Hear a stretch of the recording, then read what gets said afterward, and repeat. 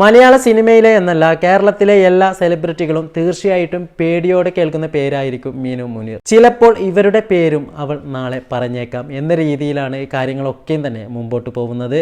Cinema മേഖല വിട്ടതിന് ശേഷം രാഷ്ട്രീയ മേഖലയിലേക്കും ഒരു കൈ നോക്കിയതിനു ശേഷം ഇപ്പോൾ റിപ്പോർട്ടർമാരിലേക്കും നീങ്ങിയിരിക്കുകയാണ് ശരിക്കും പറഞ്ഞാൽ മീനു മുനീർ. അവസാനമായി നമ്മുടെ മൊട്ട, അതായത് കേരളത്തിന്റെ അഭിമാനമായ റിപ്പോർട്ടർ അരുൺകുമാറിനെതിരെയും ഒരു കംപ്ലൈന്റ് രജിസ്റ്റർ ചെയ്യാനുള്ള ഒരുക്കത്തിൽ തന്നെയാണ് മീനു മുനീർ.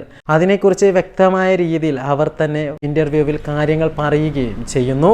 എന്തു തന്നെയായാലും നാട്ടിനും നാട്ടുകാർക്കും എല്ലാവർക്കും തന്നെ പേടി സ്വപ്നമായി മാറിയിരിക്കുന്നു മീനു മുനീർ എന്ന കാര്യത്തിൽ സംശയമില്ല.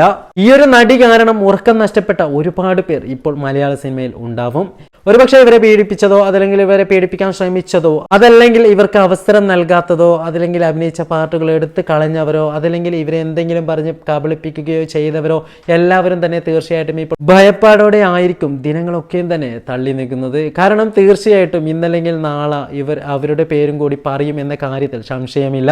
മലയാളികൾ തന്നെ വിശ്വസിക്കാൻ ഭയപ്പെടുന്ന, ഒരിക്കലും തന്നെ ആലോചിക്കാൻ പോലും പറ്റാത്ത കലാഭവൻ മണിയുടെ പേര് വരെയാണ് ഇവർ ഇപ്പോൾ ഇതുവരെ പറഞ്ഞതിൽ ഉൾപ്പെടുന്നത്. എന്തു തന്നെ ആയാലും മണ്ണിനടിയിലുള്ളവർക്ക് വരെ ഇവർ സമാധാനം നൽകാത്ത കാലമാണ് കടന്നു പോകുന്നത് എന്ന് തന്നെ തോന്നിപ്പോകുന്നുണ്ട്. ഏതൊരാളെ സംബന്ധിച്ചിടത്തോളം ആദ്യം ഒരു പരാതിയൊക്കെ നൽകുമ്പോൾ ഒരു ചമ്മലൊക്കെ ഉണ്ടാവും. എന്നാൽ മീനു മുനീറിൻ്റെ കാര്യത്തിൽ അതൊക്കെ മാറിക്കിട്ടി എന്നതാണ് യാഥാർത്ഥ്യം.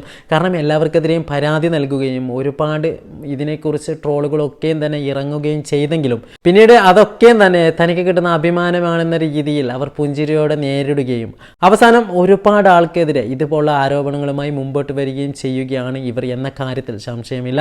എന്തു തന്നെയായാലും അരുൺകുമാറിനെ തൊട്ട് കളിക്കുമ്പോൾ കുറച്ചൊക്കെ ഇതത്വം പാലിക്കുന്നത് ഇവർക്ക് തന്നെ നല്ലതായിരിക്കും. കാരണം മലയാളത്തിലെ ഇപ്പോൾ ഏറ്റവും അഭിമാനമായ റിപ്പോർട്ടർ തന്നെയാണ് അരുൺകുമാർ.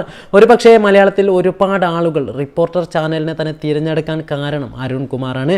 അരുൺകുമാറിൻ്റെ വരവോട് കൂടിയാണ് റിപ്പോർട്ടർ ചാനൽ ഒരുപാട് പിന്നിലുണ്ടായിരുന്ന ആ ചാനൽ തന്നെ കുതിച്ച് 2ാം സ്ഥാനത്തേക്ക് എത്താനും കാരണമായത്.